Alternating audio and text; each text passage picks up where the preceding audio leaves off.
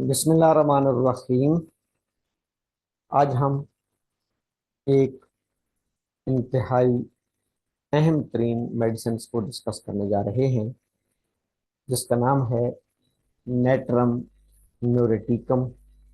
Commonly इसको natrum mur कहा जाता है। Natrum mur, natrum muriaticum. इसको सिंपली सोडियम क्लोराइड हम कह सकते हैं। Sodium chloride, table salt, dietary salt, common salt के नाम से ये मशहूर होता है। सबसे पहले हम इसके इंट्रोडक्शन की बात करते हैं। इसके इंट्रोडक्शन में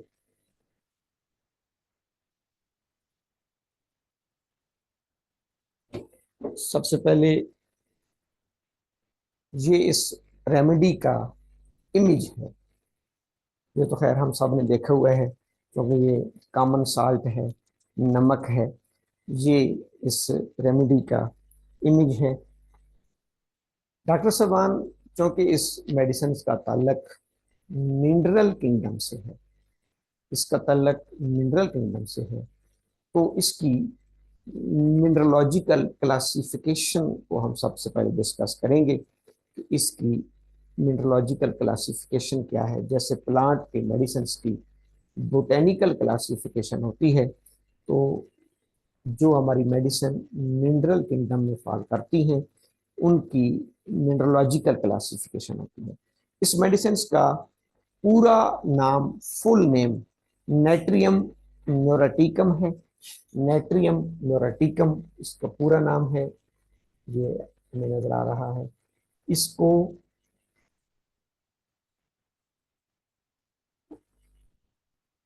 कॉमनली सोडियम क्लोराइड या टेबल साल्ट कहा जाता है। सोडियम क्लोराइड या टेबल साल्ट। मिनरल किंगडम से इस रेमेडी का ताल्लुक है। मिनरल किंगडम में साल्ट ग्रुप में ये हमारी मेडिसिन फॉल करती है। साल्ट ग्रुप में आयोनिक कंपाउंड, साल्ट ग्रुप ये एक आयोनिक कंपाउंड है। साल्ट में एक पॉजिटिव आयन होता है और एक नेगेटिव। इसमें भी एक सोडियम है पॉजिटिव आयन और एक क्लोरीन है नेगेटिव आयन। इसका केमिकल फार्मूला NaCl। ये हमारी पूरी बॉडी वेट का 0.4% तक होता है। 0.4%, यानी अगर एक बंदे का वेट तकरीबन 50 किलोग्राम है तो उसमें तकरीबन 200 मिलीग्राम तक सोडियम क्लोराइड की कंसंट्रेशन आ रही होती है। इस साल्ट का इंसानी बॉडी में फिजियोलॉजिकल एक्शन क्या है? Physiological action, sodium is an electrolyte. Sodium is an electrolyte that regulates the amount of water in the body। ये चूंकि एक इलेक्ट्रोलाइट है, sodium, chlorine, potassium, calcium, magnesium. Doctor साहब, याद रखने वाली बात यह है कि ये हमारा साल्ट होम्योपैथी में वाटर डिस्ट्रीब्यूशन साल्ट कहलाता है। Water distribution salt. जब भी बॉडी में पानी को डिस्ट्रीब्यूट करना हो, पानी को की मिकदार को पूरा करना हो, तो हम वहां पर नेट्रम यूज करते हैं। क्योंकि इसके फिजियोलॉजिकल एक्शन में ये है कि that regulates the amount of water, that regulates the amount of water in the human body. इंसानी बॉडी में पानी की मिकदार को रेगुलेट करता है और इम्पॉर्टेंट किरदार अदा करता है हमारी नर्व इम्पल्सेस में। जो हमारी electrochemical impulses, nerve impulses brain से मुख्तलिफ ऑर्गन्स को आ रही होती हैं, और मसल्स की कॉन्ट्रैक्शन में हम जो भी मूवमेंट करते हैं हमारे मसल्स कॉन्ट्रैक्ट और रिलैक्स करते हैं। तो मसल्स की कॉन्ट्रैक्शन में, नर्व इम्पल्सेस में, और सबसे बड़ी बात वाटर डिस्ट्रीब्यूशन में इसका अहम किरदार है। इससे एक हम डिफ्रेंशिएट करते हैं एक दूसरे साल्ट को, जिसको नेट्रम सल्फ कहा जाता है। Natrum sulph. एक हमारी और मेडिसिन है natrum sulph. Natrum sulph water eliminating salt है, यानी वो पानी को एलिमिनेट करता है, नेट्रम सल्फ।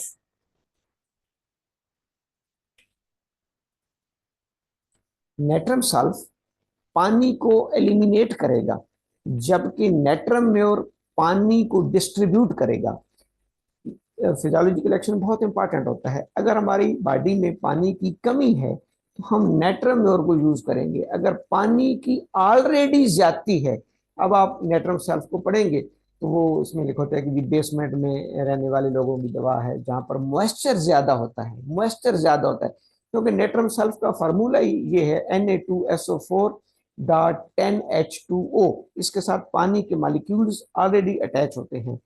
ये वाटर सेचुरेटेड रेमेडी है। तो इसको हम जहां पर भी होम्योपैथी में लाइक्स की और लाइक्स पानी की ज्यादती होगी तो हम इसको इस्तेमाल करेंगे, पानी की कमी होगी तो हम नेट्रम को इस्तेमाल करेंगे।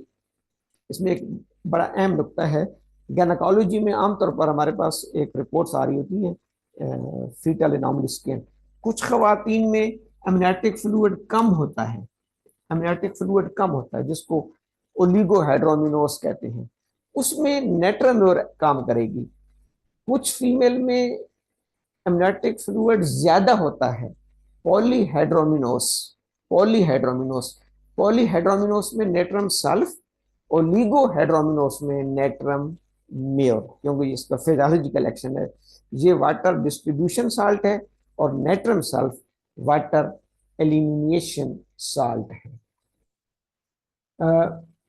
अकरेंस, ये जहर है, कॉमन नमक है, पूरी दुनिया में कुदरती तौर पर हर जगह वाफर मिकदार में पाया जाता है। ये तो इसकी है मिनरलोजिकल क्लासिफिकेशन। अगर हम इसकी अगर हम इसकी होम्योपैथिक क्लासिफिकेशन पे आए, होम्योपैथिक क्लासिफिकेशन पे, तो होम्योपैथिक क्लासिफिकेशन में इसको होम्योपैथी में सबसे पहले डॉक्टर हानीमैन ने प्रूव किया एज होम्योपैथिक मेडिसिन। फिर इसको डॉक्टर W.H. सोशलर ने as a tissue salt introduce कराया था। जैसे हमें पता है कि डॉक्टर सोशलर की एक टिश्यू साल्ट की थ्योरी है, उसमें उन्होंने जो 12 साल्ट्स हैं उनमें भी इस साल्ट को शामिल किया हुआ है, नेट्रम म्योर को। तो इसकी as a homeopathic medicine doctor Hahnemann ने प्रूव किया और इसको as a tissue salt doctor W.H. Schuessler ने प्रूव किया। थर्मल रिलेशन, ये मॉडरेटली हॉट है, मॉडरेटली हॉट, यानी इसका पेशेंट हार्ट से, गर्मी से सेंसिटिव होता है, उसकी गर्मी से तकालीफ बढ़ती है। एक होता है H1+, mild, H2+, moderate, moderate hot remedy है। अगर हम इसके मियाज़ों की बात करें तो ये हाईली सोरोसाइकोटिक रेमेडी है, यानी 3+सोरा और 3+ साइकोसिस, सोरा भी 3+ और साइकोसिस भी 3+, सोरोसाइकोटिक, हाईली सोरोसाइकोटिक। अगर हमें अपने पेशेंट्स में सोरोसाइकोटिक बैकग्राउंड मिल रहा हो मियाज़ का, तो ये रेमेडी हम कंसिडर करेंगे। बॉडी की अगर हम प्लान और हेमिस्फीयर की बात करें तो कंपैरेटिवली ये भी लेफ्ट साइडेड रेमेडी है, बिलखुसूस हेडेक में, सर दर्द, बेलेडोना में जैसे राइट साइडेड होता है तो उसमें लेफ्ट साइडेड होता है। तो बॉडी हेमिस्फीयर की अगर हम बात करें तो ये लेफ्ट साइडेड रेमेडी है। टेम्परामेंट, इसका मरीज इरिटेबल होता है, नर्वस होता है, इरिटेट होता है बहुत ज्यादा और नर्वस होता है इसका मरीज। Diathesis, anaemic, due to loss of fluids, due to loss of blood, किसी भी वजह से जो इसके मरीज का ट्रेंड है, ट्रेंड, रुझान, डायथिसिस, वो एनीमिया की तरफ होता है। यानी तकरीबन मरीज में आपको एनीमिक कंडीशन मिलेगी।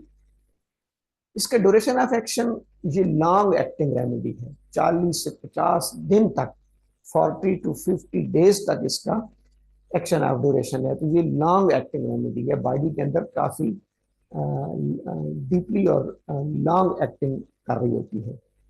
अगर हम इसके कॉन्स्टिट्यूशन की बात करें फिजियोग्नोमी की, जो it is best suited to anaemic emaciated tactic people, यानी एनीमिक, कमजोर, कमजोर जिनमें खून की कमी, यंग पीपल, यंग एज अभी यंग हो लेकिन वो कमजोर हो, उनके अंदर खून की कमी हो, तो ये तस्वीर हमें थोड़ी सी देखनी पड़ेगी। फिजियोग्नोमी, फिजियोग्नोमी।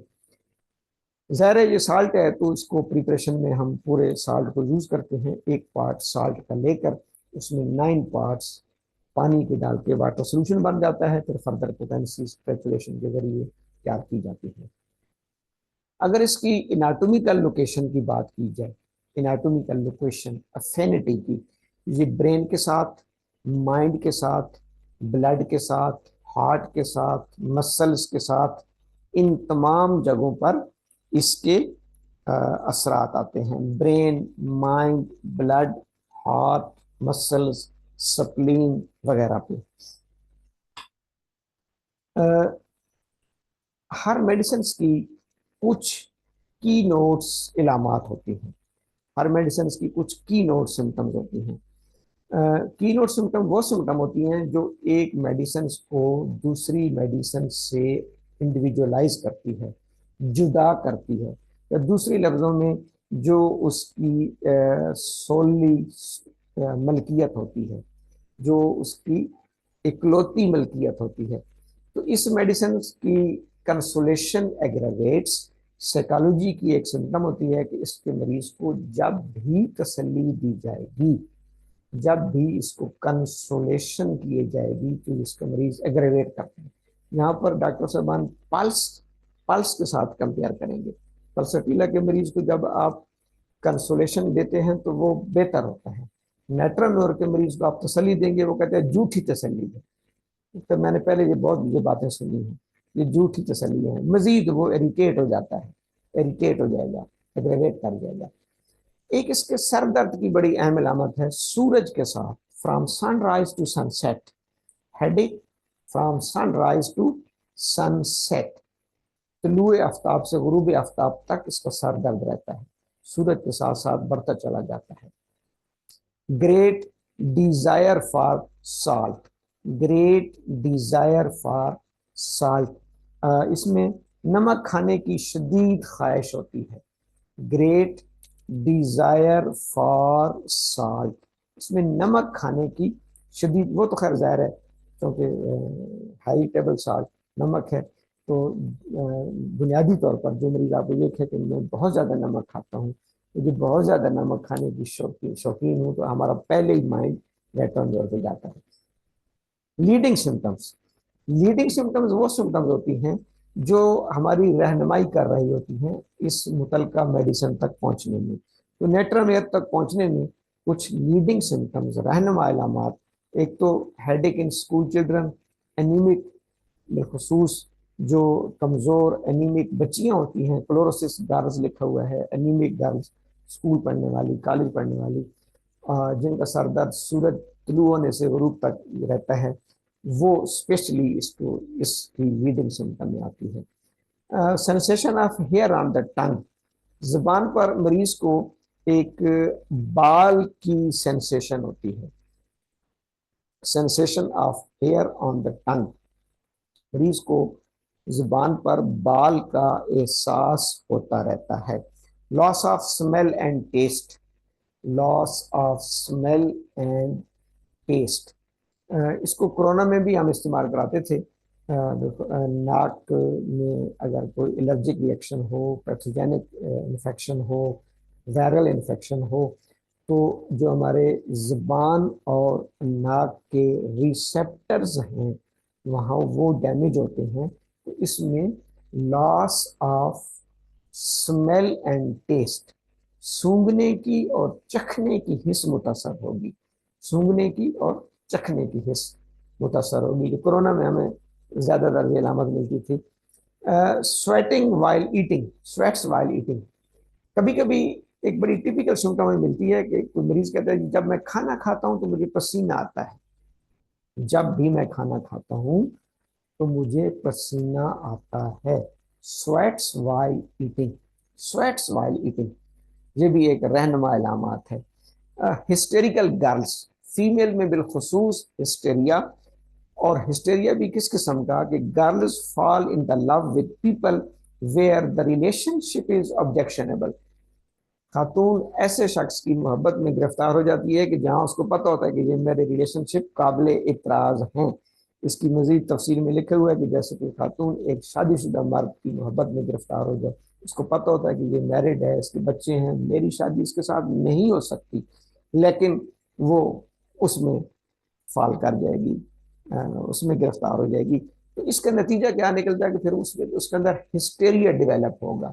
जहर है, उसकी ख्वाहिश पाया तकमील तक तो नहीं पहुंच सकती, ख्वाहिश है ही ये गलत उसकी, तो पाया तकमील तक नहीं पहुंच पाती, लेकिन उसके अंदर फिर डिसअपॉइंटमेंट आती है और फिर वो हिस्टेरिया की पेशेंट बन सकती है। यही वजह है कि नेट्राम्योर इग्नेशिया की क्रॉनिक रेमेडी है। इग्नेशिया की क्रॉनिक रेमेडी इसलिए है, इग्नेशिया का गम, कोई भी ग्रीफ, डिसअपॉइंटमेंट जब क्रॉनिक में तब्दील हो जाए, साल साल पुराना हो जाए, तो फिर नेट्राम्योर में आ जाता है। ये इसकी लीडिंग सिम्टम्स हैं। एक इंपॉर्टेंट फीचर होता है पैथोलॉजिकल फीचर, पैथोलॉजिकल, क्योंकि हमारे पास जो पेशेंट आते हैं वो टेस्ट रिपोर्टिंग और डायग्नोसिस करा के आ रहे होते हैं बाज़ औक़ात हॉस्पिटल से, एलोपैथिक सिस्टम से। तो ये भी हमें पता होना चाहिए कि किन किन पैथोलॉजिकल कंडीशंस में हम नेट्राम्योर को कंसिडर करेंगे। नेट्राम्योर को स्टडी करके फिर उसकी साइन एंड सिम्टम्स को और उसकी की नोट सिम्टम्स को हम मैच करेंगे। लीडिंग सिम्टम्स मैच करने के लिए आपको बाज पैथोलॉजिकल फीचर्स का सहारा लेना पड़ता है, जिसमें सबसे अहम तरीन एनीमिया है। एनीमिया, अब इसमें एनीमिया की पेशेंट, एनीमिया की तो बहुत सी रेमेडी है, लेकिन हम एनीमिया, जब हमें पता होगा कि ये पेशेंट एनीमिया का है या एनीमिया की है, तो हम नेट्राम्योर को कंसिडर जरूर करेंगे, क्योंकि ये इसकी पैथोलॉजिकल फीचर है। फिर हम मैच करेंगे कि वो लॉस ऑफ फ्लूइड्स और जैसा हमने कहा कि वो एमेसिएटेड होगा, कमज़ोर है, उसकी बाकी फिजियोगनोमी उसके साथ मैच कर रही है कि नहीं कर रही। इंटर हेडिक, हेडिक, अब हेडेक की भी बहुत सी मेडिसिन है, लेकिन हेडेक में हम इसको इसलिए कंसिडर करेंगे कि अगर तो वो स्कूल कॉलेज स्टूडेंट्स का हेडेक है और सनराइज और सनसेट के साथ रिलेट कर रहा है, तो फिर नेट्रल हो जाएगी। इसलिए पैथोलॉजिकल कंडीशन हेडेक।